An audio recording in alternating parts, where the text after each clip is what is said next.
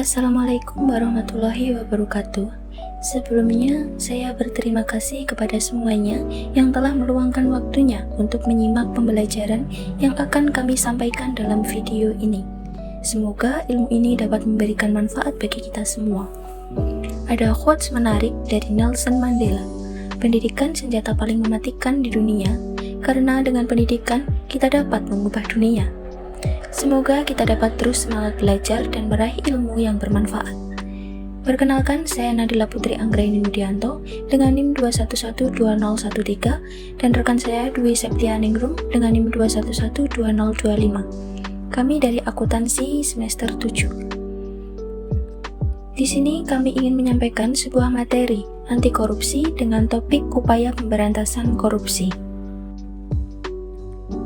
Pada materi upaya pemberantasan korupsi, kami akan membahas beberapa sub pokok pembahasan, yaitu yang pertama, konsep pemberantasan korupsi.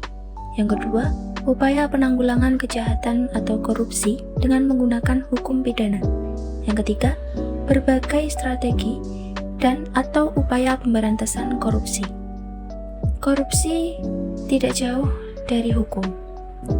Upaya yang paling tepat untuk memberantas korupsi adalah menghukum seberat-beratnya pelaku korupsi, yaitu dengan melalui KPK dan kepolisian. Realita, korupsi tetap tumbuh subur dan berkembang dengan pesat. Ironisnya lagi, ditemukan pula fakta bahwa aparat yang telah ditunjuk untuk memberantas korupsi dalam beberapa kasus justru ikut tumbuh suburkan korupsi yang terjadi di negara ini. Lalu, bagaimana solusi yang tepat untuk memberantas korupsi di negara ini? Yang pertama, konsep pemberantasan korupsi. Mengapa korupsi timbul dan berkembang demikian masif di suatu negara? Apakah kalian tahu bahwa korupsi itu ibarat penyakit kanker ganas yang sifatnya tidak hanya kronis tapi juga akut? Ia menggerogoti perekonomian sebuah negara secara perlahan. Namun pasti, penyakit ini menempel pada semua aspek bidang kehidupan masyarakat, sehingga sangat sulit untuk diberantas. Dimanapun dan sampai pada tingkatan tertentu, korupsi memang akan selalu ada dalam suatu negara atau masyarakat. Ada begitu banyak strategi, cara, atau upaya pemberantasan korupsi yang dapat dipilih atau dilakukan suatu negara atau organisasi yang kesemuanya harus disesuaikan dengan konteks negara atau organisasi tersebut, baik itu konteks sosiopolitis, sosioekonomis, sosiokultural, serta konteks lainnya. Strategi pemberantasan korupsi juga harus disesuaikan dengan sifat-sifat masyarakat maupun organisasi yang dituju setiap negara. Masyarakat maupun organisasi harus mencari cara mereka sendiri untuk menemukan solusi pemberantasan korupsi. Nah, apakah hukum adalah upaya yang paling tepat untuk memberantas korupsi? Selanjutnya, subbab yang kedua, yaitu upaya penanggulangan kejahatan korupsi dengan hukum pidana. Kebijakan penanggulangan kejahatan atau yang biasa dikenal dengan istilah politik kriminal atau kriminal politik oleh Peter Hofnaegels dibedakan sebagai berikut, dikutip oleh Nawawi Arif pada tahun 2008. Yang pertama, kebijakan penerapan hukum pidana atau criminal law application. Yang kedua, kebijakan pencegahan tanpa hukum pidana atau prevention without punishment. Yang ketiga, kebijakan untuk mempengaruhi pandangan masyarakat mengenai kejahatan dan pemidanaan lewat massa media.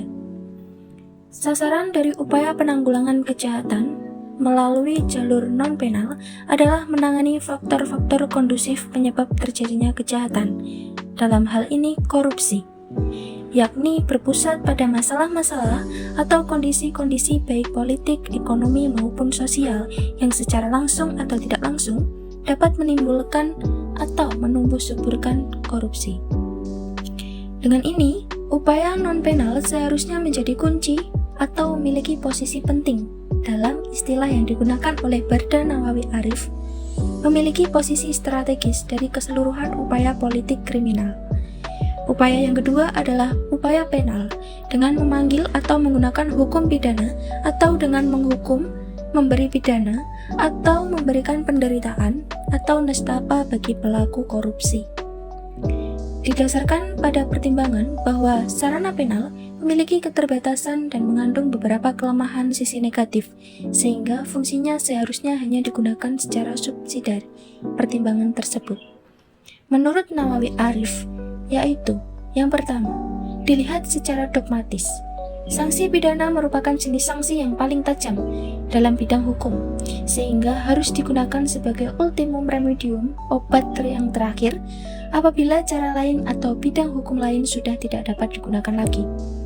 Yang kedua, dilihat secara fungsional pragmatis, operasionalisasi, dan aplikasinya menurut biaya yang tinggi. Yang ketiga, sanksi pidana mengandung sifat kontradiktif paradoksal yang mengandung efek sampingan yang negatif. Hal ini dapat dilihat dari kondisi overload lembaga kemasyarakatan. Yang keempat, penggunaan hukum pidana dalam menanggulangi kejahatan hanya merupakan kurir, simptom, menyembuhkan gejala. Ia hanya merupakan pengobatan simptomatik, bukan pengobatan kausatif, karena sebab-sebab kejahatan demikian kompleks dan berada di luar jangkauan hukum pidana. Yang kelima, hukum pidana hanya merupakan bagian kecil subsistem dari sarana kontrol sosial lainnya yang tidak mungkin mengatasi kejahatan sampai sebagai masalah kemanusiaan dan kemasyarakatan yang sangat kompleks. Yang keenam, sistem pemidanaan bersifat fragmenter dan individual personal, tidak bersifat struktural atau fungsional. Yang ketujuh, efektivitas pidana hukuman bergantung pada banyak faktor yang masih sering diperdebatkan oleh para ahli. Poin penting dari hal tersebut yaitu kepada pelaku yang terbukti telah melakukan korupsi tetap harus dihukum diberi pidana. Namun perlu dipahami bahwa berbagai upaya lain harus tetap terus dikembangkan baik untuk mencegah korupsi dan memberantas korupsi. Adakah gunanya berbagai macam peraturan perundang-undangan, lembaga, serta sistem yang dibangun untuk menghukum pelaku korupsi bila hasilnya nihil, tidak ada? Jawabannya adalah jangan hanya mengandalkan satu cara, satu sarana, atau satu strategi saja, yakni dengan menggunakan sarana penal, karena ia tidak akan mempan dan tidak akan dapat bekerja secara efektif. Beragam cara, beragam strategi harus terus dikembangkan. Diperlukan evaluasi terus-menerus terhadap upaya-upaya yang telah dilakukan. Mengapa? Hal ini dikarenakan hukum pidana tidak akan efektif bila justru lembaga serta aparat yang seharusnya memberantas korupsi justru ikut bermain dan menjadi aktor yang ikut menumbuh suburkan praktek korupsi. Baik, untuk materi selanjutnya akan disampaikan oleh rekan saya persilahkan. Terima kasih. Baik, saya Dwi Septianingrum akan melanjutkan materi berikutnya, yaitu berbagai strategi dan atau upaya pemberantasan korupsi. Untuk memahami dan memberantas korupsi, yang pertama-tama perlu dipahami adalah seluk-beluk tentang korupsi dan tingkatan atau jangkauan dari korupsi. Pengukuran tentang korupsi baik secara kuantitatif dan kualitatif. Di sektor mana korupsi tersebut muncul, jenis-jenis atau tipe korupsi, dampak dari korupsi, faktor-faktor penyebab korupsi, dan pemahaman tentang korupsi dari perspektif pelaku dan mereka yang terkena dampak korupsi. Maka dari itu diperlukan beberapa strategi dan atau upaya pemberantasan korupsi, di mana yang pertama terdapat pembentukan lembaga anti korupsi yang meliputi lembaga politik seperti partai politik, baik yang berkuasa maupun tidak. Selain itu, lembaga legislatif yang bertugas membuat undang-undang dan lembaga pemerintahan yang bertugas melaksanakan undang-undang serta membuat, mengeluarkan, dan melaksanakan seluruh kebijakan yang bersumber dari undang-undang. Selanjutnya, terdapat lembaga peradilan. Di dalamnya termasuk kepolisian, kejaksaan, pengadilan, dan lembaga masyarakat. Di sini, pengadilan sendiri merupakan jantungnya penegakan hukum yang harus bersikap imparsial atau tidak memihak, jujur, dan adil. Kemudian, institusi lain yang memiliki tanggung jawab melakukan audit di lembaga pemerintahan, seperti Inspektorat Jenderal. Inspektorat Jenderal bertugas mencegah dan memberantas korupsi dengan tugas melakukan audit keuangan. Lalu, terdapat lembaga independen seperti lembaga pendidikan, lembaga swadaya masyarakat, dan media. Selain itu, juga terdapat lembaga atau sektor swasta yang terlibat dalam korupsi atau upaya pemberantasan korupsi seperti kontraktor dan auditor swasta. 2. Pencegahan korupsi di sektor publik.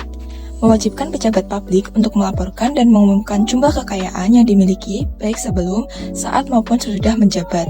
Dengan demikian, masyarakat dapat memantau tingkat kewajaran peningkatan jumlah kekayaan yang dimiliki, khususnya apabila ada peningkatan jumlah kekayaan yang dimiliki oleh seorang pejabat setelah selesai menjabat.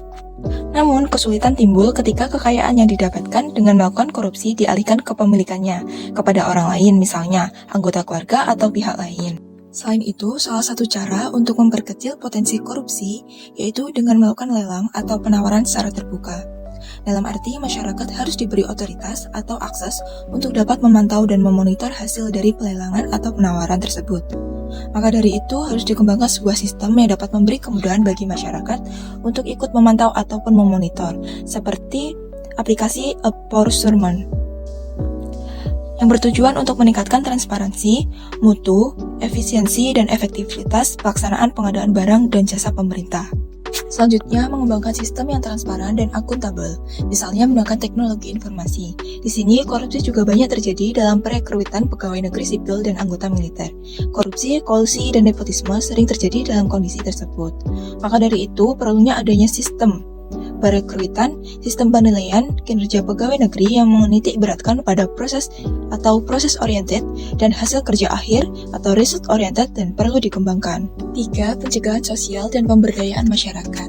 Yang pertama, memberi hak pada masyarakat untuk mendapatkan akses terhadap informasi, seperti Pemda memiliki situs atau website resmi sebagai sarana pemberi informasi tentang kebijakan dan kegiatan yang dilakukan pemerintah. Hal ini dapat meningkatkan keinginan pemerintah untuk membuat kebijakan dan menjalankannya secara transparan. Kedua, meningkatkan public awareness dengan melakukan kampanye tentang bahaya korupsi.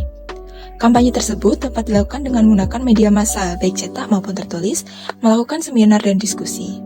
Selain itu, spanduk dan poster yang berisi ajakan untuk menolak segala bentuk korupsi harus dipasang di kantor-kantor pemerintahan sebagai media kampanye tentang bahaya korupsi. Selanjutnya, menyediakan sarana bagi masyarakat untuk melaporkan kasus korupsi, misalnya kontak layanan pengaduan masyarakat seperti surat, telepon, fax email, maupun SMS. Melalui fasilitas tersebut, kerahasiaan pelapor dijamin dari kemungkinan terungkapnya identitas kepada publik. Selain itu, melalui fasilitas tersebut, pelapor juga dapat secara aktif berperan serta memantau perkembangan laporan yang disampaikan dengan membuka kotak komunikasi rahasia, tanpa perlu merasa khawatir identitasnya akan diketahui orang lain. Dibangunnya sistem anonimitas atau kerahasiaan identitas pihak pelapor agar tidak dapat diketahui oleh pelaku. Hal ini karena masyarakat Indonesia masih dihantui ketakutan akan tuntutan balik melakukan fitnah dan atau pencemaran nama baik apabila melaporkan kasus korupsi. Selain itu, kebanyakan pelapor juga khawatir akan berbagai macam ancaman atau intimidasi yang akan dilakukan oleh pelaku bila mana identitas mereka diketahui oleh pelaku. Selain itu, pemberian penghargaan atau piagam atau premi sebagai upaya untuk meningkatkan peran masyarakat dalam pemberantasan korupsi. Selanjutnya, terdapat pers yang bebas sebagai salah satu pilar dari demokrasi. Semakin banyak informasi yang diterima oleh masyarakat, semakin paham mereka akan bahaya korupsi. Media yang bebas sama pentingnya dengan peradilan yang independen. Selain berfungsi sebagai alat kampanye mengenai bahaya korupsi, media memiliki fungsi yang efektif untuk melakukan pengawasan atas perilaku pejabat publik. Lembaga swadaya masyarakat yang bergerak di bidang anti korupsi memiliki peranan penting untuk mencegah dan memberantas korupsi. Mereka merupakan bagian dari masyarakat sipil yang keberadaannya tidak dapat diremehkan begitu saja. Hal ini memiliki fungsi untuk melakukan pengawasan atas perilaku pejabat publik. LSM ini menjadi salah satu garda terdepan yang mengawasi segala macam perbuatan pemerintah dan perilaku anggota parlemen dan lembaga peradilan. Dan selain itu, pemerintah menggunakan atau mengoperasikan perangkat elektronik surveillance untuk memberantas korupsi. Hal tersebut merupakan sebuah perangkat atau alat untuk mengetahui dan mengumpulkan data dengan menggunakan peralatan elektronik yang dipasang pada tempat-tempat tertentu, misalnya audio mikrofon, atau kamera video, semacam kamera CCTV atau closed circuit television. Yang keempat, pembuatan berbagai instrumen hukum yang mendukung pencegahan dan pemberantasan korupsi, di mana pemerintahan mengembangkan berbagai peraturan perundang-undangan atau instrumen hukum lain, seperti Undang-Undang Tindak Pidana Money Laundering atau pencucian uang dan instrumen kode etik atau kode of conduct untuk mendukung pemerintahan yang bersih. Hal ini bertujuan untuk lebih memberdayakan masyarakat. Masyarakat tidak boleh takut melaporkan kasus korupsi yang diketahuinya. Selain itu, untuk mendukung pemerintahan yang bersih. Dan yang kelima, kerjasama internasional. di mana melakukan pertukaran informasi, peningkatan pengetahuan serta keterampilan aparat penegak hukum atau agen pemberantasan korupsi. Dalam bidang hukum dibuat perjanjian bilateral atau multilateral tentang ekstradisi atau bantuan hukum timbal balik atau mutual legal assistance. Dan yang keenam, monitoring dan evaluasi. Hal ini dilakukan monitoring dan evaluasi terhadap capaian yang telah dilakukan dan strategi atau program yang sukses dan yang gagal, di mana tanpa melakukan monitoring dan evaluasi terhadap seluruh pekerjaan atau kegiatan pemberantasan korupsi, sulit mengetahui capaian yang telah dilakukan. Pengalaman negara-negara lain yang sukses maupun yang gagal dapat dijadikan bahan pertimbangan ketika memilih cara, strategi, upaya maupun program pemberantasan korupsi di negara kita. Dengan adanya monitoring dan evaluasi, kita dapat melihat strategi atau program yang sukses dan yang gagal. Dan untuk strategi atau program yang sukses, baiknya dilanjutkan, dan untuk yang gagal, kita harus mencari penyebab dan solusinya. Demikian materi yang dapat kami sampaikan. Apabila ada kurang lebihnya, kami mohon maaf. Wassalamualaikum warahmatullahi wabarakatuh.